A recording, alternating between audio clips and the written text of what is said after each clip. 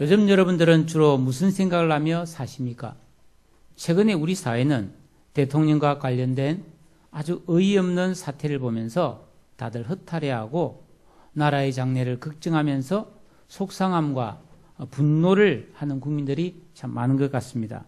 저도 마음이 참 힘들고 충격을 받았습니다. 여러분의 개인적인 삶은 어떻습니까? 혹시 여러분 가운데 걱정거리가 많은 분이 계십니까? 하나님께 기도하십시오. 그러면 하나님께서는 틀림없이 걱정할 필요가 없다, 걱정하지 말라고 하실 겁니다.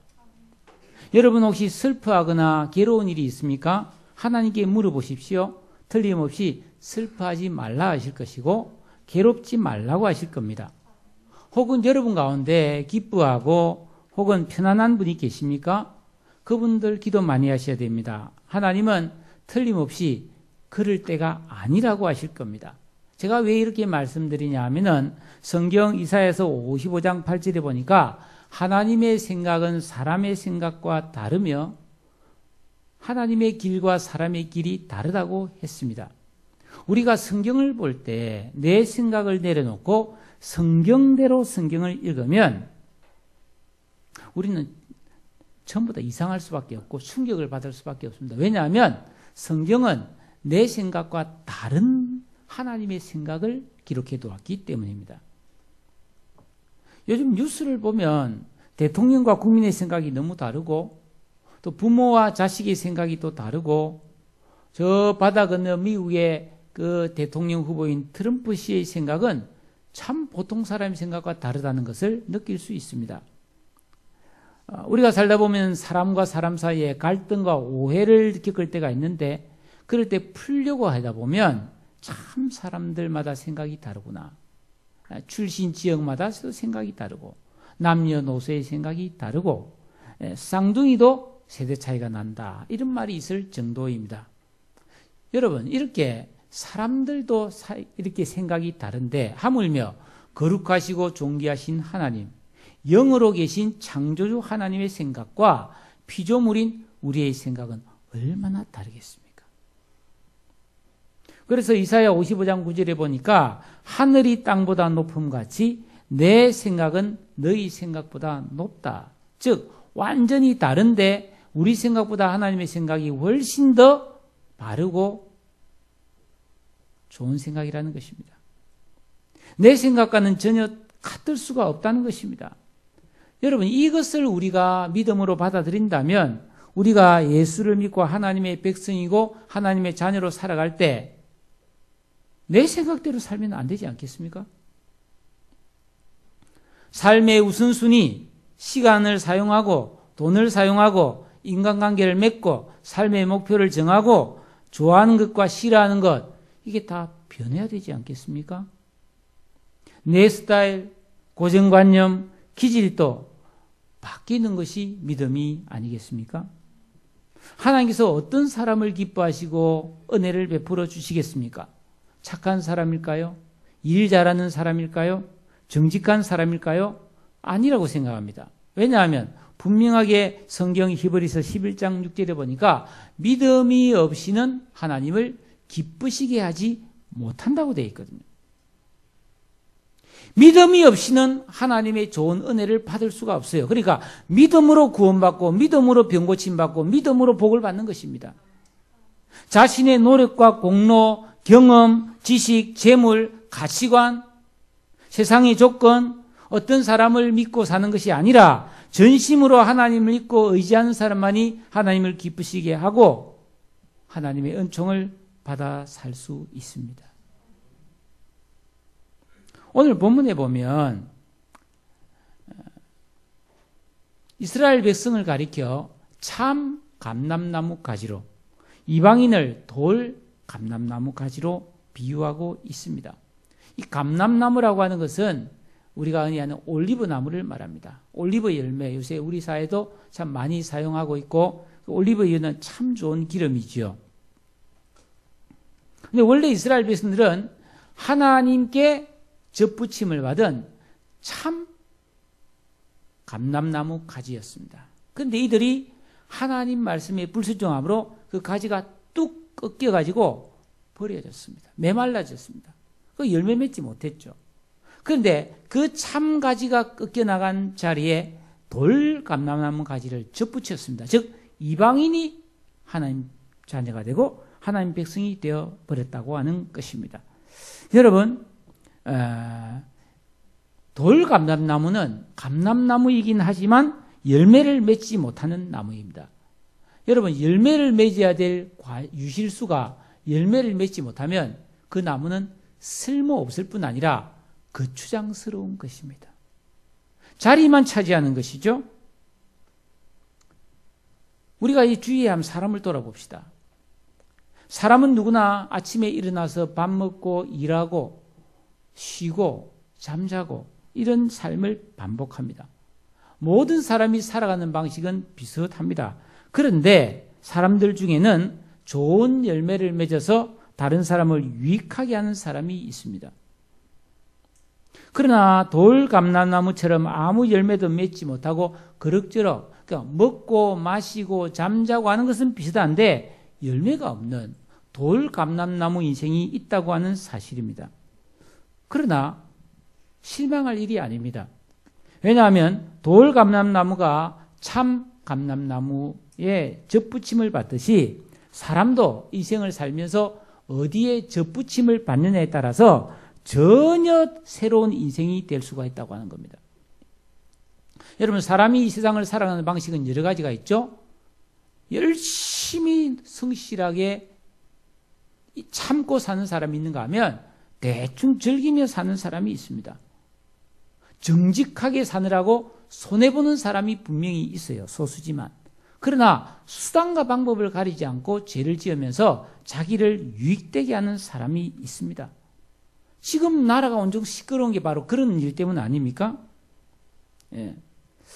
여러분, 어떻게 사는 것이 바른 삶일까요? 성경은 분명하게 가르쳐 줍니다. 이 세상을 살아가는 가장 좋은 방식은 하나님의 은혜를 받고 사는 삶이라고 말하고 있습니다. 왜냐하면 하나님의 은혜를 받는다고 하는 것은 하나님이 돌보아 주시고 책임져 주는 인생이라는 의미거든요. 그러면 우리가 예수 믿는 사람들인데 어떻게 하면 그 하나님의 은혜를 받고 일평생 계속 하나님의 돌보심 안에서 형통한 삶을 살 것인가? 이거는 굉장히 중요한 물음이 되겠습니다.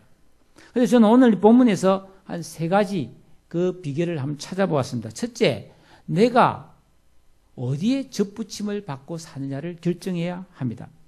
로마서에서 가르쳐주는 모든 인간의 실상은 한 사람도 예외 없이 다 죄인입니다. 즉 선한 열매를 도무지 거둘 수 없는 돌감람나무라는 것입니다.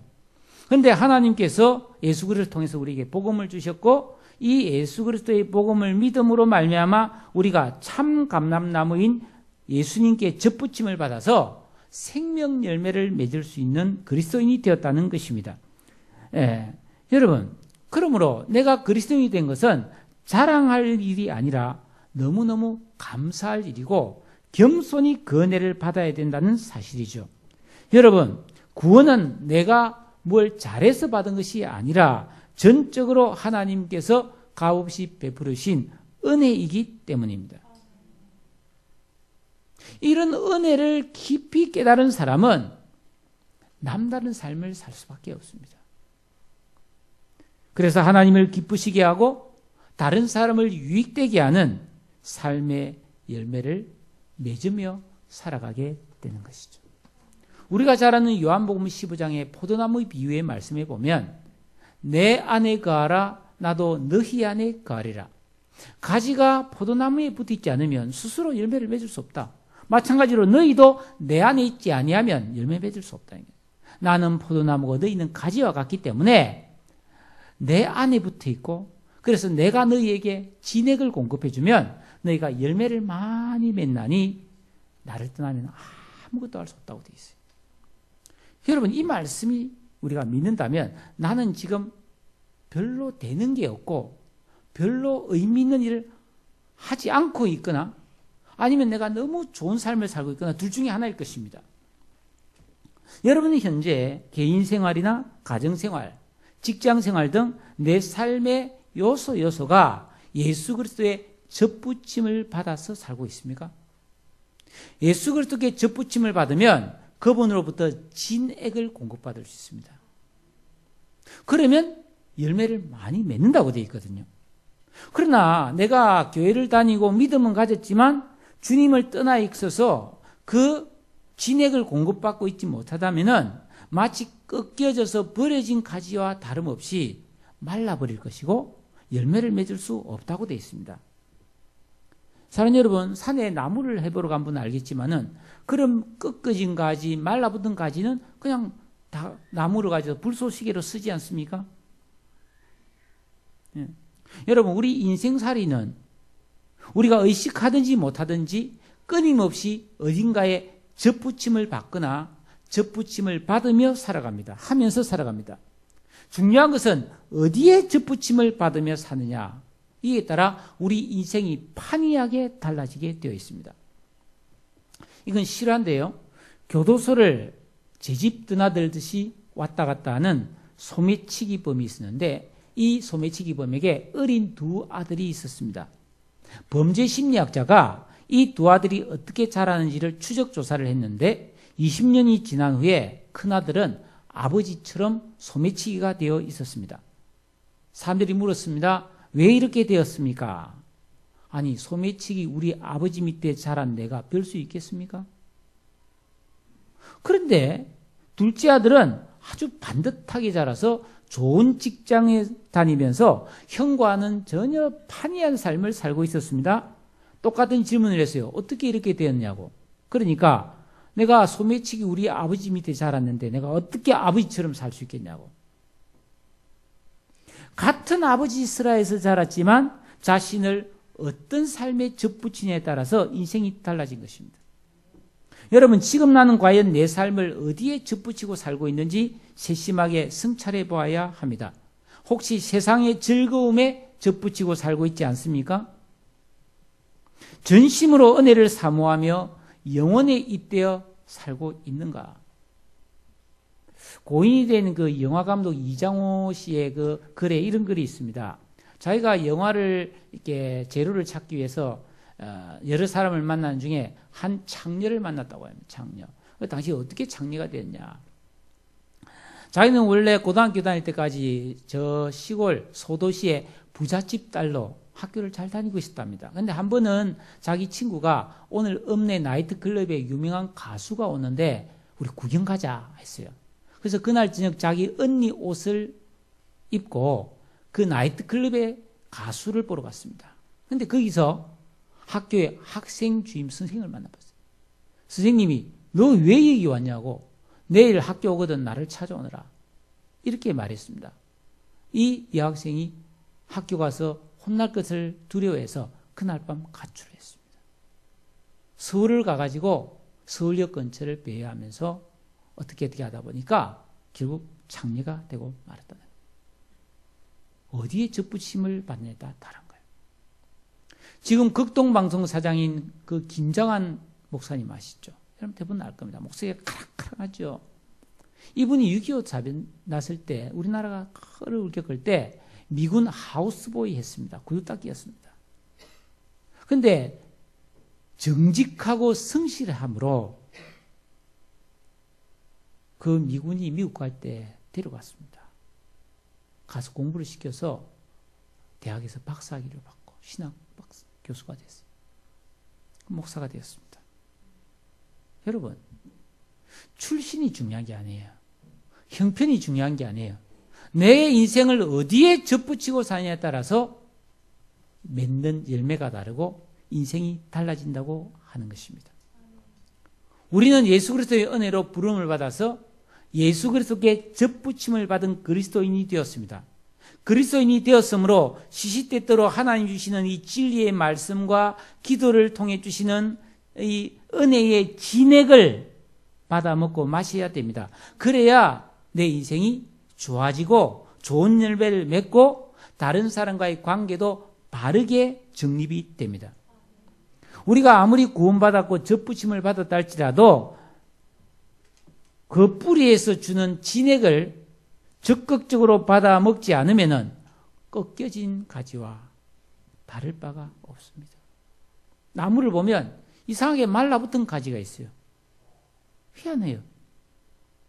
예배와 성경 읽기, 기도와 봉사, 이런 경건한 시간 없이 자기의 몸과 마음이 원하는 대로 살아서는 열매를 맺지 못합니다.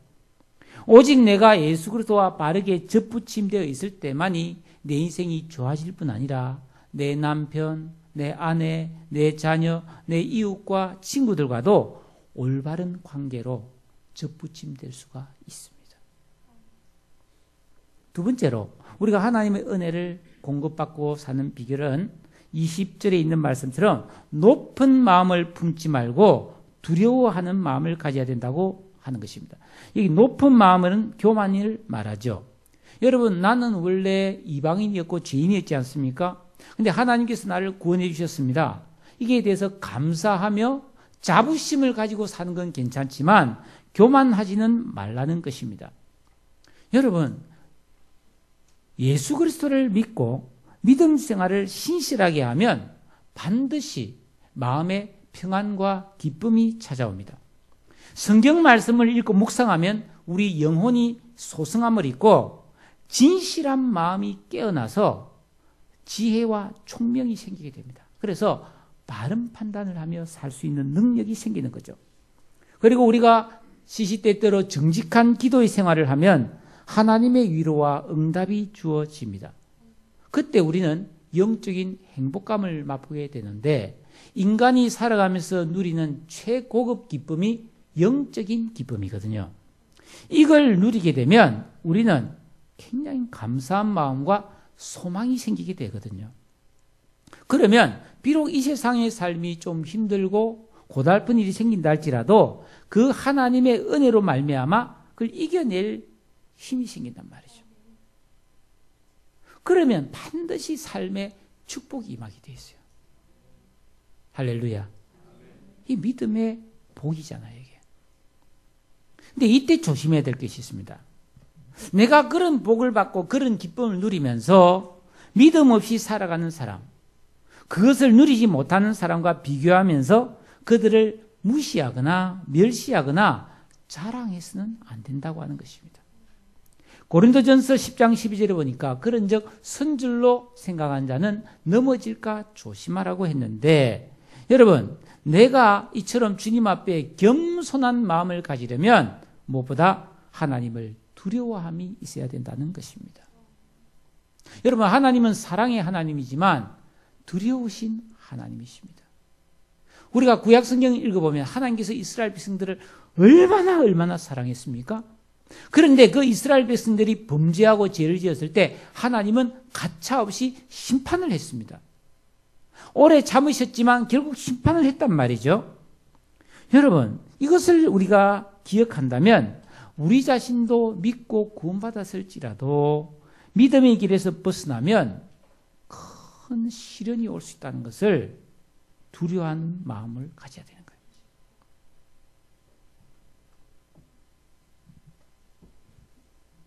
그러나 이 두려움은 무서움을 말하는 게 아닙니다. 하나님을 더욱더 사랑하고 존경하는 두려움을 말하는 거예요. 우리가 두려움만을 가지고 신앙생활을 하면 영적인 성장이 이루어지지 않습니다. 두려움을 넘어서서 하나님을 사랑하고 감사하는 마음을 가져야 되고, 그보다 더 나아가서 하나님을 두려워함으로 그분이 주신 은혜에 기뻐하며 감사하는 마음으로 살아가는 게 더 좋은 삶이라는 겁니다. 예를 들어서요, 보통 학생들은 공부를 잘하지 않죠. 잘 안 하려고 합니다. 그러나 시험 때가 되면 급해서 그때부터 막 공부를 열심히 하거든요. 그런데 평소에 공부를 안 하던 학생이 시험 때가 되면 이거 혹시 빵점 받을까봐, 혼날까봐 열심히 공부해서 점수를 받는 학생이 우수한 학생이 될 가능성은 거의 없습니다. 그런데 어떤 한 학생이 이런 생각을 했다고 칩시다. 왜 이런 시험이란 걸 만들어서 우리가 이렇게 힘든가? 곰곰이 생각을 해보니까 시험마저도 없으면 우리가 공부를 안 할 테니까 시험 때문이라도 공부 열심히 해서 우리를 하여금 훌륭한 사람이 되라는 뜻이구나. 이걸 만약에 깨닫고 이 학생이 평소에도 열심히 공부하는 학생이 된다면 이 학생은 시험을 잘 치는 학생이 될 뿐 아니라 우수한 학생이 될 수밖에 없는 것이죠. 여러분, 하나님께서 왜 우리에게 심판이 있다고 말씀합니까? 하나님이 우리를 사랑하심으로 우리를 바르게 세워주기 위함이라는 겁니다. 예. 하지만 이 심판을 두려워해서 조심하고 그래서 믿음으로 사는 것은 하나님이 진정 원하시는 모습이 아닙니다. 하나님 나를 얼마나 사랑하신지를 깨닫고 즐거운 마음으로 말씀에 순종하며 믿음과 헌신의 삶을 사는 것이 우리를 향하신 하나님의 뜻이라고 하는 그 사실입니다. 사랑하는 여러분, 기억하세요. 내가 자꾸만 더 많은 복을 받아서 편하게 살려는 생각은 하나님의 기쁘신 뜻이 아닙니다. 내 생각과 하나님의 생각은 다르다고 했습니다. 지금 내가 원하고 바라는 것은 욕심이고 불신앙이 아닌지 성찰해 봐야 합니다. 날마다 말씀의 거울에 나를 비춰봐야 합니다. 하나님을 두려워하는 마음을 가지면 얼마나 큰 유익이 있는가 하면 사람이나 삶에 대한 두려움이 적어집니다. 하나님을 두려워하면 하나님께로부터 생명의 능력이 공급되어서 기쁨과 평안이 오게 된다는 겁니다. 그래서 여러분, 이 세상을 살아갈 때 기뻐하며 감사하며 사는 사람은 하나님을 두려워하기 때문에 그 가능한 것입니다. 그러나 하나님을 두려움 없이 내 마음대로 살면 반드시 염려와 근심이 떠나지 않는 가련한 인생이 되고 만다는 것입니다. 하나님의 은혜를 계속 공급받고 살려면 하나님을 두려워하는 마음을 가지고 살아야 합니다. 세 번째로 21절에서 24절에 보니까 하나님의 인자하심 안에 머물기를 기뻐해야 합니다. 여러분, 하나님께는 두 가지 속성이 있습니다. 사랑과 공의라는 것이죠. 사랑은 용서하고 이해하고 복 주시는 것이고, 공의는 죄와 잘못에 대해서 벌을 주는 것을 말하죠. 여러분, 이 인자하심은 하나님이 선하시고 은혜롭기 때문에 우리에게 한없는 자비를 주시고 우리를 책임져 주시는 사랑을 말합니다. 여러분, 사랑의 대상에게는 뭐든지 다 해줄 수 있는 대상이잖아요. 그게 하나님의 인자입니다. 예? 여러분, 그런데 이 준엄하심이라고 나오죠. 준엄. 이 준엄하신다는 말은 날카롭고 엄격하게 판단한다는 겁니다. 인정사정이 없다는 뜻이에요. 즉 하나님의 진노와 심판을 말합니다. 성경 말씀 오늘 22절에 보니까 보라, 넘어지는 자들에게는 준엄하심이 있는데 만일 하나님의 인자심에 머물러 있으면 그 인자가 너희에게 있으리라. 즉 뭡니까? 사람은 이 세상에 살아갈 때 두 가지라는 겁니다. 어떤 사람은 하나님의 사랑과 자비와 돌보심, 책임져 주는 인생이 있는가 하면 어떤 사람은 엄격하게 하나님의 심판을 받을 사람이 있다는 것입니다. 어떻게 이렇게 차이가 납니까? 여러분, 우리가 예배를 드리고 기도하고 성경을 묵상하고 교회 중심의 삶을 살면서 봉사와 교제를 나누다 보면 참 어느 순간 재미가 없고 지겨움을 느낄 수가 있어요. 그러면서 세상 즐거움이 아주 달콤해 보입니다. 이 착각입니다, 여러분. 믿음으로 사는 삶이 별로 재미가 없어 보이지만 바로 그게 하나님의 인자심 안에 머무는 삶이라는 겁니다. 아멘. 아멘. 그러나 믿음의 영역을 벗어나서 자기 정욕과 죄의 즐거움을 추구하면서 내 육체와 마음이 원하는 대로 사는 것, 이게 뭐 즐겁고 재미있고 자유로울 것 같지만 성경은 그것이 바로 하나님의 준엄한 심판이 있는 삶이라고 말하고 있는 겁니다.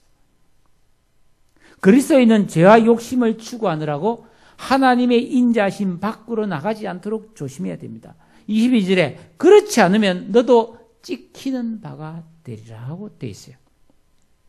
사랑하는 성도 여러분, 여러분도 인생을 살아가면서 여러 사람을 대할 때 다 똑같이 대하지 않지 않습니까?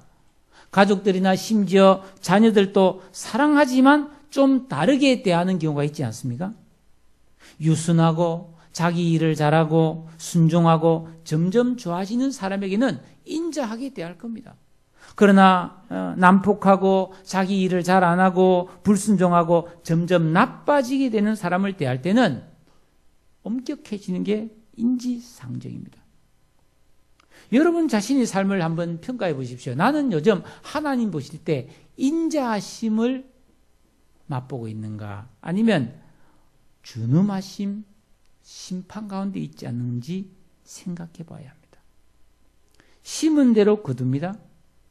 지난주에도 말씀을 드렸지만은 가을산이 단풍으로 곱게 물든 모습은 아름답습니다.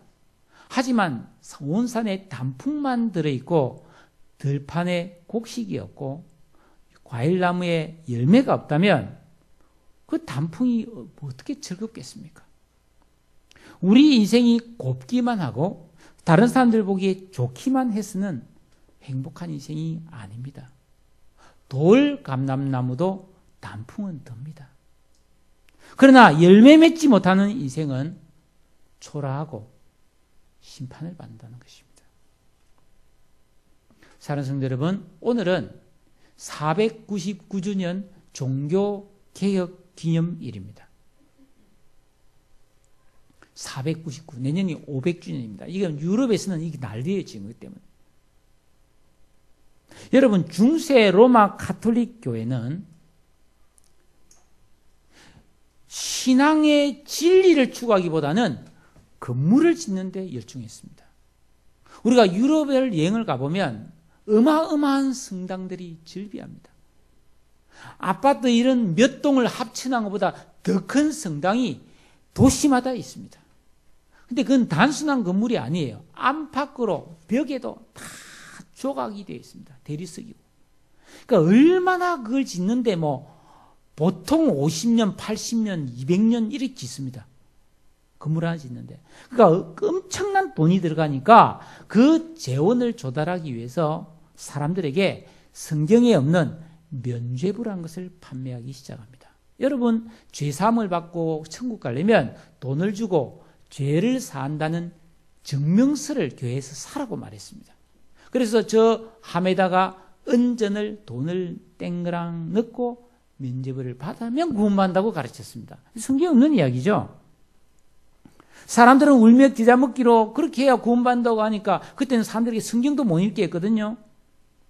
그러니까 면죄부를 다 삽니다. 근데 이상하잖아요.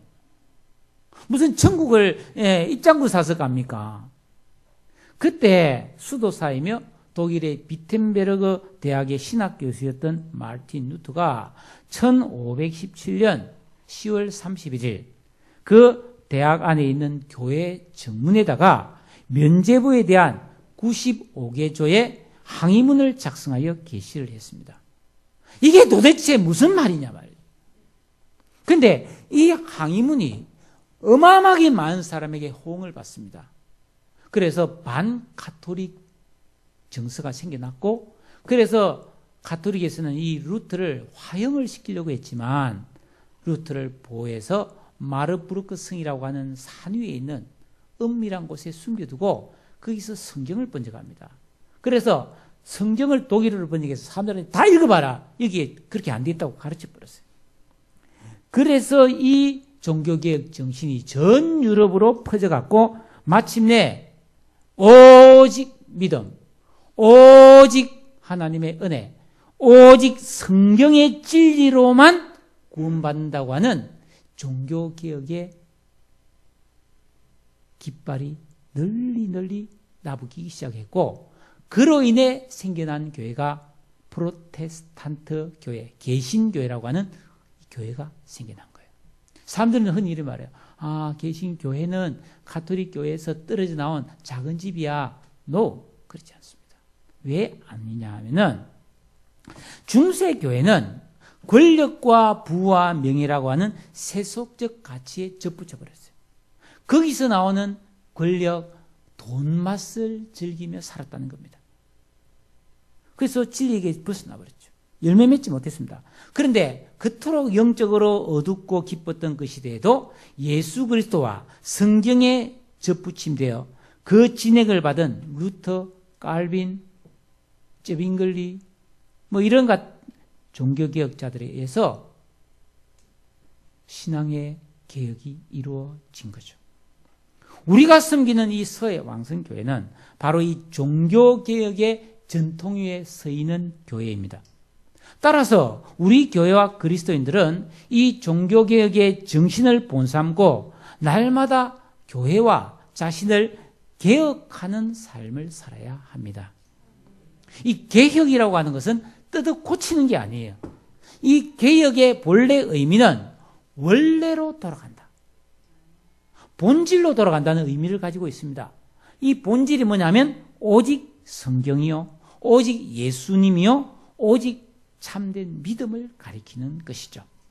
오늘 성경 말씀 표현대로 말한다면 날마다 매 순간마다 내가 살아가는 이 삶이 예수님께로부터 멀어지지 않았는지, 믿음의 본질에서 변질되지 않았는지를 성찰해보고 다시 믿음으로 돌아오고 내가 처음 믿었던 그 첫 사랑의 믿음의 그때로 돌아가기를 힘쓰는 것을 개혁하는 삶이라는 겁니다. 여러분, 그래야만이 하나님의 인자하심과 하나님의 은혜를 받아 사는 행복자가 될 수 있죠. 여러분, 본래 모든 인간은 하나님을 경외하고 믿음으로 살도록 창조되었습니다. 그런데 아담과 하와가 마귀의 유혹을 받고 많은 사람이 죄를 범함으로 하나님의 인자하심과 은혜를 떠나 자기 욕망을 따라 살게 되었어요. 자기 마음대로 하고 싶은 거 다 하면서 사는 것을 자유라, 인간성의 회복인 양 착각하며 살고 있습니다. 종교개혁 499주년을 맞이하면서 사랑하는 성도 여러분, 우리는 개혁하는 사람이 되어야 마땅합니다. 우리 자신이 원래 그 신실한 믿음으로 돌아가야 된다는 겁니다. 그래야만이 부부관계도 본래로 돌아갈 가능성이 있습니다. 부모와 자식관계, 형제관계도 본래의 사랑과 신뢰관계를 회복할 가능성이 있습니다. 왜냐하면 내가 본래로 돌아간 사람이 되었으니까. 내가 본래에서 멀리 떨어져 있으면 어떻게 그 원관계를 회복할 수 있겠습니까? 사랑하는 성도 여러분, 무엇이 잘 안 된다고 상대방을 탓하지 말고 내 마음과 생각이 하나님께로 돌아가서 본래의 순수함과 거룩함을 회복할 때만이 인간관계도 내 삶도 더 좋아질 수 있음을 믿으시기를 바랍니다. 그리고 이 땅의 수많은 사람들이 지금 하나님의 준엄한 심판을 당하기 전에 그들도 하나님의 인자하심과 은혜 안에 돌아올 수 있도록 사랑과 복음을 전해야 됩니다. 가장 좋은 인생은 편한 삶이 아닙니다. 하고 싶은 거 다 하고 사는 삶이 아닙니다. 아마 최순실 씨는 그동안 하고 싶은 거 다 하며 살았을 것입니다. 그러나 결과 열매가 뭡니까? 죄인입니다. 왜 우리가 그 길을 가야 되겠습니까? 가장 좋은 삶은 하나님의 은혜로 사는 삶입니다. 내 생각과 하나님의 생각은 다릅니다.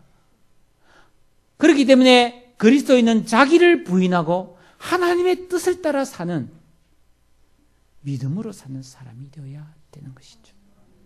우리 모두가 자기를 개혁하여 내 생각을 내려놓고 내 생각보다 더 높고 더 바른 길과 진리와 생명 되시는 예수 그리스도를 믿는 믿음으로 살아 좋은 열매를 맺는 은혜로운 인생이 되시기를 우리 주님의 이름으로 축복합니다. 다 같이 기도하십시다.